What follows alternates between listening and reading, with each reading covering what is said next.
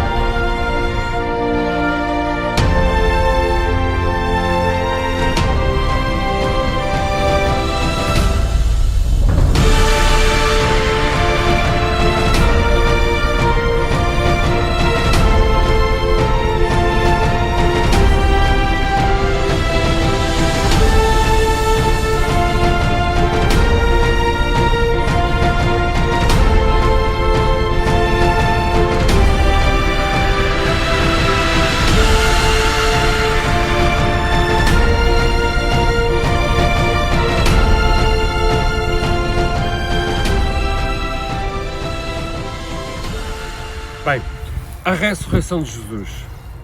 Mas afinal, o que é isso da ressurreição? Não é fácil propriamente explicar. É uma pessoa que ressuscita. Portanto, normalmente, do ponto de vista histórico, as pessoas nascem, vivem e morrem. Portanto, isso é a parte natural. Explicar a alguém que ao fim de 3 dias volta a viver, isso já não é natural e praticamente não é possível explicar do ponto de vista histórico, assim, como um facto histórico. Mas é dessa maneira que nós temos que abordar este tema, ou seja, eu não vou falar aqui como um historiador. Nós temos que abordar a ressurreição como uma questão de fé. Porque na realidade o que é que vai acontecer? Vai acontecer que o sepulcro vazio, uma pessoa que foi lá colocada e de repente já não está lá, e há os relatos de que ela aparece vivo, com as feridas, com tudo, aos apóstolos, às mesmas pessoas que o acompanharam durante 3 anos, digamos, só por uma questão de fé. E esse acontecimento vai dar origem àquilo que é o cristianismo, àquilo que é a Igreja e ao anúncio dos apóstolos. O que eles vão dizer às pessoas é: Ele está vivo. Portanto, não olhar para isto com os olhos da fé é nem sequer acreditar na ressurreição. Esse é o primeiro ponto que eu vou falar. Claro que eu vou falar deste tema da ressurreição com alguma racionalidade. Eu vou olhar para os acontecimentos e então vou dizer como é que Jesus apareceu, a quem apareceu, o que disse e, portanto, tentarmos perceber que é a mesma personagem, que é a mesma pessoa. Tá bom? Depois irei ainda falar um bocadinho do que aconteceu ali na época, portanto, as próprias autoridades, elas previram que isto pudesse acontecer. E, portanto, até chegaram a meter soldados à porta do túmulo para que, digamos, não se espalhasse a notícia que Jesus tinha ressuscitado. E depois também vou falar um bocadinho do lugar em si, historicamente, hoje o que é o Santo Sepulcro. Portanto, onde é que ele está. E há alguma discussão, portanto há quem diga que não é bem ali, que se calhar pode ser outro local, o local do Santo Sepulcro. Portanto, eu vou falar disso, dessa parte histórica também, da localização do Santo Sepulcro. Jesus ressuscitou. Humanamente isso é praticamente impossível. Ou seja, nós não temos na história da humanidade esse acontecimento com mais alguém. E portanto falar da ressurreição de Jesus não há outra maneira de o fazer senão num contexto de fé. Ou seja, eu tenho que dizer que acredito nesse momento. Se eu quiser explicar a ressurreição para dizer que aquilo não aconteceu, então eu estou-vos a mentir. Eu não estou a dizer a verdade. Portanto, nem vale a pena olhar para isto como um mero historiador, como um mero intelectual. Isto é uma questão de fé. E é essa fé na ressurreição que vai fazer nascer este movimento da Igreja e o movimento do anúncio dos apóstolos.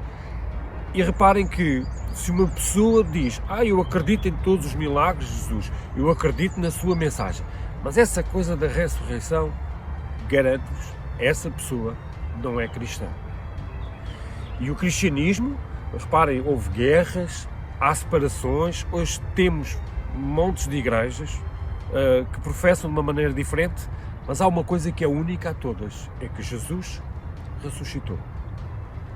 Pois o problema é que é o milagre. O que é o milagre? Quer dizer, no dia em que eu consegui explicar o que é o milagre, ele deixa de ser milagre.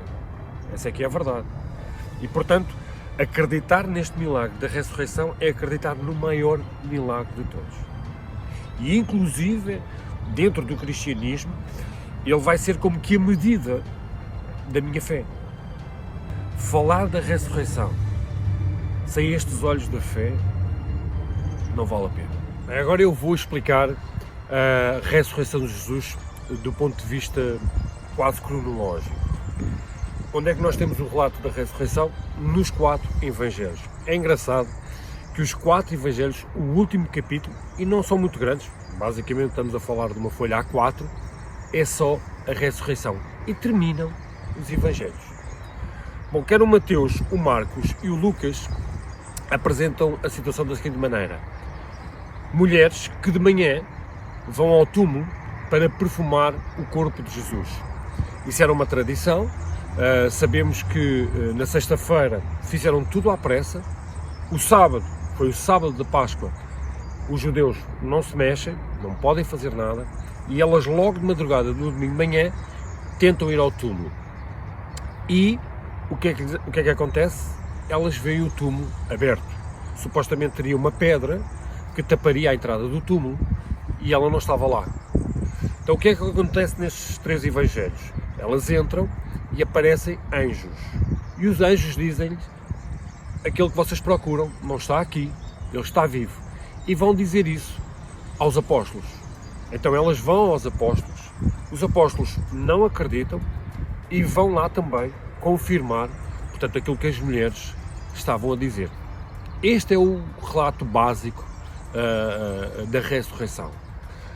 Mas o de João conta de uma maneira diferente, e o que o João diz é que Maria Madalena vai de manhã ao túmulo e não há anjo. Ela simplesmente encontra o túmulo vazio. E assustada, ela vai ter com os apóstolos ao cenáculo e diz: eu fui de manhã lá e não está lá nada.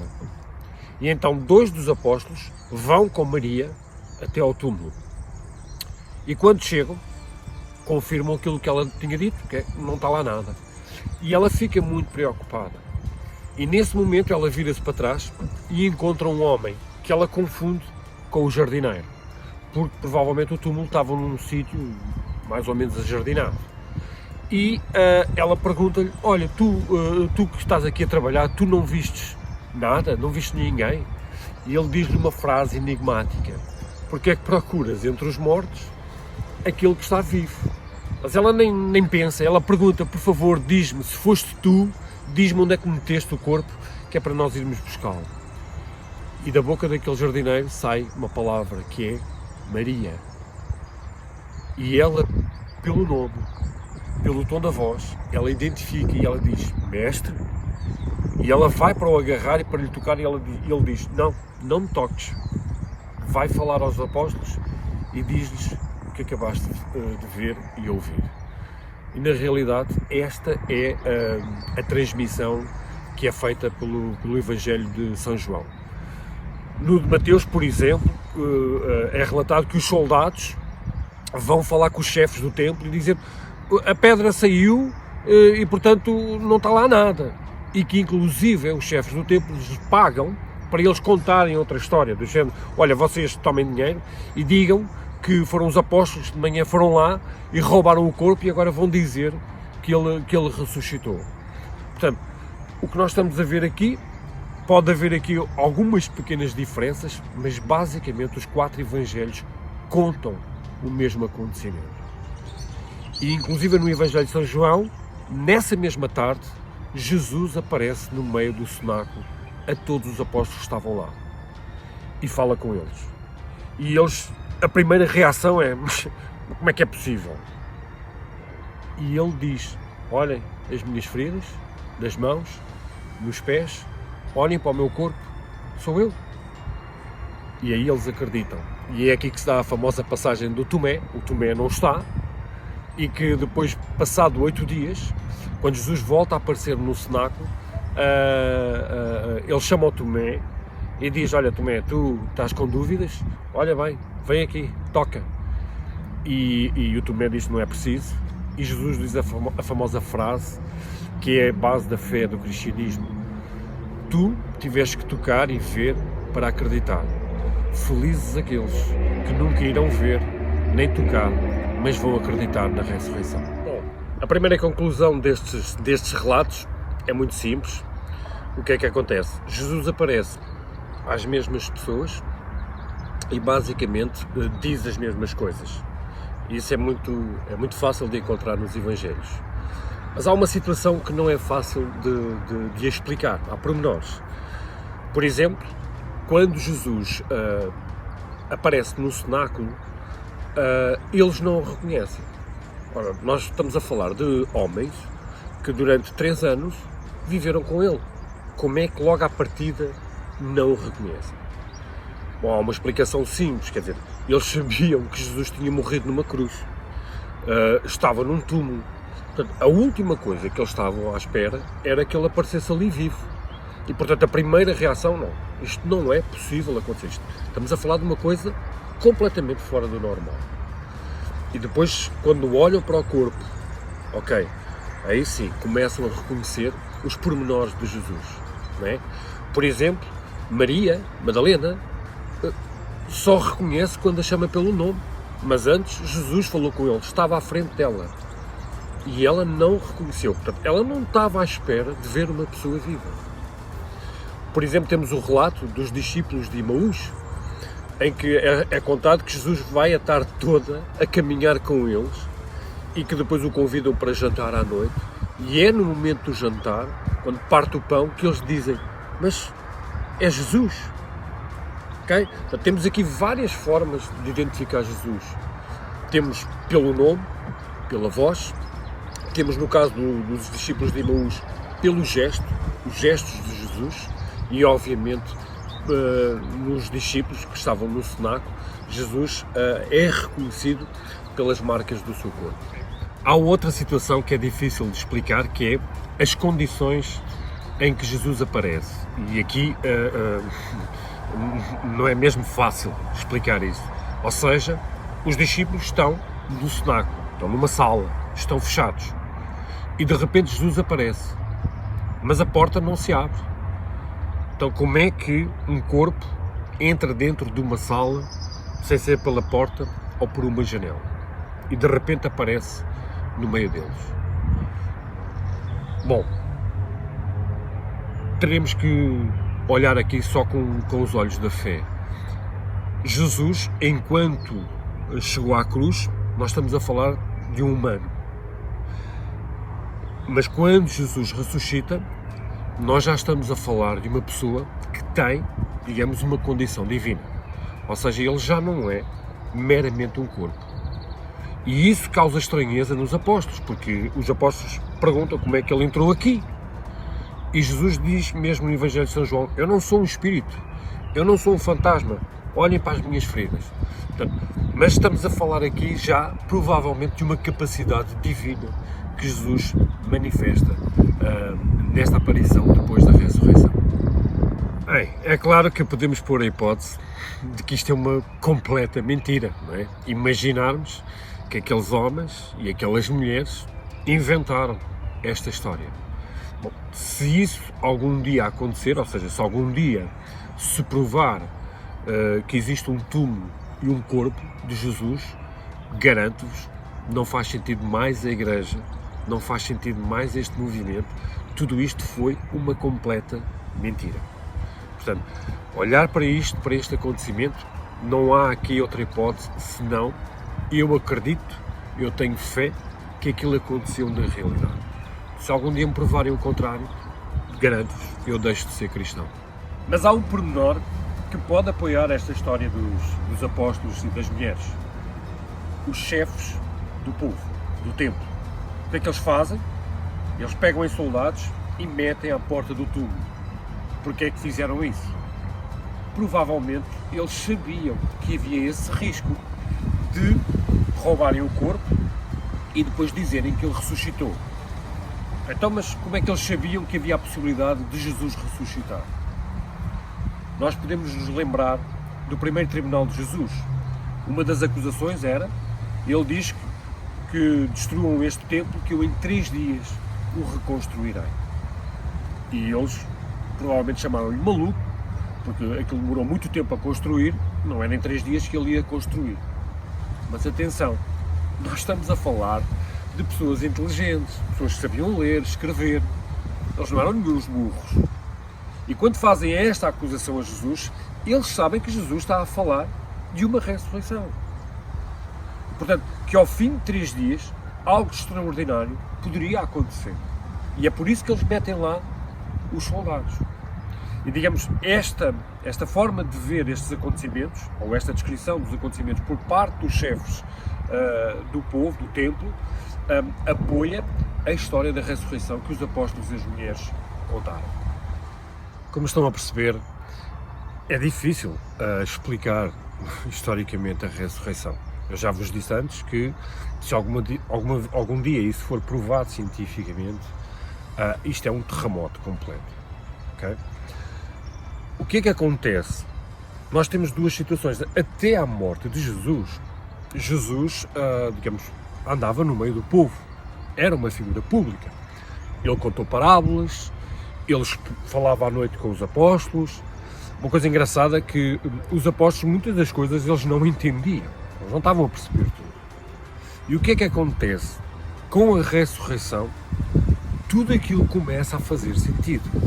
Uma das coisas que acontece é Jesus já não aparece publicamente. Jesus não aparece aos chefes outra vez. Jesus não anda a fazer milagres. Jesus já não está mais no meio do povo. Tem que ser os apóstolos a dizer isso e a fazer esse trabalho. Aliás, é aí que nasce a sua força. E inclusive eles dizem que agora nós percebemos tudo aquilo que ele nos andou a dizer durante 3 anos. Agora faz sentido. E na realidade é com esse significado da ressurreição que eles saem dali para fora, para o mundo, e começam a anunciar. E a grande novidade é essa: Jesus está vivo. Isso é que vai dar origem a tudo o que vem a seguir. Agora vamos falar do Santo Sepulcro e do túmulo de Jesus. Bom, nós sabemos que ele morreu no Calvário. A palavra Calvário vem de traduzindo, quer dizer caveira. O que é que isso significa? Significa que era uma pedra que tinha, digamos, o desenho de uma caveira, ou era parecido com uma caveira. Aí nós podemos pôr um X e dizer Jesus morreu ali. Onde os romanos crucificaram Jesus, crucificaram muita gente, criminosos, salteadores, ladrões, e portanto, mesmo passado 200 ou 300 anos, se alguém chegasse ali e perguntasse onde é que antes crucificavam as pessoas, toda a gente dizia, era ali no Calvário. O problema que acontece é que quando desce Jesus do Calvário, a Bíblia diz que o colocaram num túmulo novo, que ainda nem sequer tinha sido estreado. Não é? Portanto, os túmulos, para os judeus na época, eram túmulos familiares, ou seja, normalmente quando alguém morria, escavava-se um buraco na rocha, e quando alguém morria era colocado lá. Depois, por exemplo, se morresse a mulher ou um dos filhos, abria-se essa pedra e era colocado o corpo ao lado da pessoa que já lá estava sepultada. E só quando o túmulo não tivesse mais capacidade para pôr lá mais pessoas, é que se comprava um terreno ou se fazia um buraco e fazia-se um túmulo novo. Nós sabemos que Jesus foi colocado no túmulo exterior, ainda não estava lá ninguém. O problema é que, na realidade, o Santo Sepulcro hoje, nós estamos a falar de 30, 40, 50 metros no máximo do Calvário. E isso levanta um problema, que é, então eles tiraram da cruz, puseram logo no primeiro buraco que encontraram. Bom, existe na realidade em Jerusalém, ainda hoje, essa procura. Há quem diga que aquele não é o verdadeiro Santo Sepulcro e que já descobriram outros túmulos, e existe um que se chama o Jardim do Túmulo. O que é que aconteceu? Há cerca de mais ou menos de 100 anos estavam a fazer escavações e olharam para a rocha que estava em frente do jardim, e na realidade a rocha tem um desenho de uma caveira. A gente olha para a rocha e vê imediatamente uma caveira, só que não é o local onde crucificavam as pessoas, ok? E realmente aquilo supostamente era um jardim, tem até um lagar de azeite, tem uma cisterna, e na realidade tem um túmulo que é mais ou menos parecido com a descrição dos túmulos da época, do tempo de Jesus. E portanto existe ainda essa discussão, qual o sítio verdadeiro onde Jesus foi colocado. É engraçado que aparece aqui uma figura que nós conhecemos como José de Arimateia. Quem é esta personagem? Nós sabemos que era um chefe do povo, dos judeus, provavelmente um daqueles que tentou defender Jesus, e que, segundo a tradição, é ele que vai ceder o seu túmulo para Jesus ser colocado. Então, nós temos aqui, basicamente, duas hipóteses. Primeira hipótese: sexta-feira à tarde, está quase a pôr o sol, vem o sábado e eles não podem fazer mais nada. Então eles pedem a Pilatos para tirar o corpo de Jesus. Fazem isso, colocam-no numa pedra, provavelmente fizeram um perfume muito simples, enrolaram-no no lençol e, como não havia tempo, estava quase a começar o sábado, então eles colocam Jesus no primeiro lugar que encontraram. E aí, onde hoje está o Santo Sepulcro, faz sentido, porque na realidade está a 40, 50 metros de onde Jesus foi crucificado. Outro problema é se realmente o túmulo era de José de Arimateia. Ora, aqui temos um problema. Se era uma pessoa importante, se era uma pessoa que tinha dinheiro, duvido muito que o José iria comprar um terreno e fazer um túmulo 30 a 40 metros onde morriam todos os criminosos. Isso é quase impossível. Então, se realmente esta figura foi importante na localização do túmulo, então provavelmente pegaram em Jesus e andaram bem mais longe, para um local mais longe do Calvário. Agora, aqui nós não sabemos bem isto, digamos, estamos a falar de uma urgência do momento. Provavelmente quando Jesus foi descido da cruz, não estiveram ali a negociar e a discutir onde é que o vamos meter, como é que vai ser, nem perguntaram ao José: olha, emprestas aí o teu túmulo. Provavelmente nada disso aconteceu, e o que aconteceu foi a dor do momento, o drama do momento. Jesus tinha acabado de morrer e portanto nem fazia sentido andar 400, 500, sei lá, 1 quilómetro com um corpo às costas para um sítio diferente. Portanto, muito provavelmente Jesus desceu da cruz, fizeram um preparativo muito simples e colocaram Jesus num local muito próximo do Calvário. Olha, eu vou-vos falar da minha experiência pessoal sobre este tema. Na realidade, eu já fui umas 20 vezes a Jerusalém, a Israel, e por 20 vezes, e algumas mais do que uma vez, eu visitei o Santo Sepulcro e aquele túmulo. E na realidade, vou-vos ser honesto, a primeira vez que lá fui, aquilo foi muito confuso para mim. O que eu pensei foi: então, mas ele morreu ali, puseram-no logo ali, e aquilo não fazia sentido para mim. E honestamente, durante 6, 7 anos, na minha cabeça, eu dizia: não, Jesus não pode ter sido sepultado naquele lugar.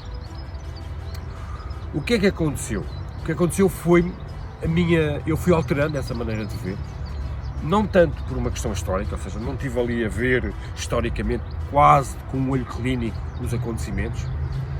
Eu vou-vos dizer, foi mais uma experiência de reflexão, foi mais uma experiência de oração, em que eu comecei a pensar: então, nós tivemos um processo que durou 12 horas, Jesus levou com 5 ou 6 tribunais, no final é crucificado. Reparem, tudo isto foi rápido, tudo isto foi cobarde, não era depois de ele morrer que iriam fazer publicidade ainda mais. Ou seja, o que é que aconteceu? Temos que abafar isto o mais rapidamente possível. Outra coisa importante é que No momento em que Jesus morre, quem é que está ao pé de Jesus? Daqueles que o acompanharam. A mãe, o João, e quando muito ouvimos falar do José de Arimateia. Eventualmente as mulheres, algumas mulheres, a Madalena, não há mais ninguém. Portanto, nem sequer há capacidade para transportar uma coisa pesada. E portanto, aquilo começou através dessa reflexão, de todo este processo cobarde da condenação de Jesus, começou a fazer sentido para mim que na realidade Jesus desceu e foi colocado ali no Santo Sepulcro. E digo-vos isto com toda a sinceridade, hoje, quando eu vou ao Santo Sepulcro, embora eu olhe sempre com este olho racional o espaço, eu olho para aquele espaço como o sítio onde colocaram o corpo de Jesus e ali vão acontecer os relatos da ressurreição. Como já perceberam, não é 100% seguro falar do Santo Sepulcro que nós conhecemos na atualidade. E agora eu vou falar até de um outro espaço, que é o Jardim do Túmulo, nós já falamos antes, e que é engraçado o espaço, mesmo muito bonito. Hoje o espaço é gerido pelos protestantes, pelos evangélicos, mas eu, dos últimos anos que lá fui, eu procuro ir lá com as pessoas. E é muito engraçado que quando a gente chega e nos identificamos, e ele pergunta, vocês são cristãos? Sim. E são católicos? Sim. Então ele faz toda a explicação, sem assumir, digamos que para ele aquele é o túmulo verdadeiro. Ou seja, ele põe no fundo a dúvida. Portanto, pode ter sido lá, pode ter sido aqui. E é engraçado que acaba por haver ali uma espécie de uma forma muito espontânea, até uma espécie quase de diálogo ecuménico, não é? Entre católicos e protestantes. E há uma coisa que realmente valoriza aquele espaço do Jardim do Túmulo, que é, hoje quando nós visitamos o Santo Sepulcro, meus amigos, turisticamente aquilo é quase impossível rezar. Portanto, a gente está lá uma hora à espera para entrar, aquilo são várias igrejas cristãs que estão ali a gerir o espaço, e não é fácil. E na realidade, quando chegamos ao Jardim do Túmulo, nós estamos no jardim, estamos sozinhos, e na realidade nós ali podemos fazer a verdadeira reflexão da ressurreição de Jesus. E no fundo, isso é que é o importante. O que é importante? Eu olho para os dois espaços e eu vejo um túmulo vazio. Ou seja, não está lá ninguém, não está lá um corpo. Portanto, aquilo que me leva a dizer é que Jesus ressuscitou. Tanto me faz ser num espaço católico ou num espaço protestante. E na realidade depois as pessoas, quando estão ali promove-se realmente esse anúncio. Ou seja, as pessoas saem do Jardim do Túmulo com a vontade de dizer, eu experimentei a ressurreição de Jesus. E é assim que eu quero terminar este vídeo, com esta reflexão da ressurreição. Reparem que o reconhecimento de Jesus já não é mais por aquilo que ensina, pelos milagres, nem pelo que veste. Jesus é reconhecido pela sua presença com os apóstolos, Jesus é reconhecido com a sua voz, com Maria Madalena, e Jesus é reconhecido com o seu gesto, com os discípulos de Emaús.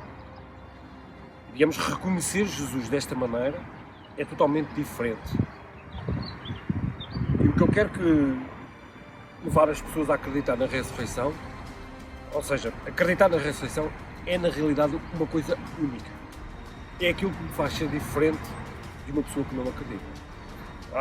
Eu sou crente, eu gosto da mensagem de Jesus, mas a ressurreição, não. Eu acho que as parábolas, Jesus era um gênio. Bem, isso houve muitos também na história. Agora, alguém mais ressuscitou? Isso não acontece. E se não acreditarmos nisso, posso dizer, assim bem na vossa cara, tu não és cristão. Agora, eu vou acreditar assim numa coisa sobrenatural? Não. Quando Jesus diz, eu estou no meio de vós, não é uma coisa tão sobrenatural. Não é propriamente um ato de bruxaria ou um fenómeno qualquer. Ele manifesta-se exatamente da mesma maneira. Mas em quem? Nas pessoas que estão ao nosso lado.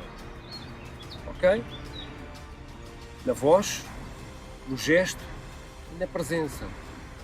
Isso é a ressurreição.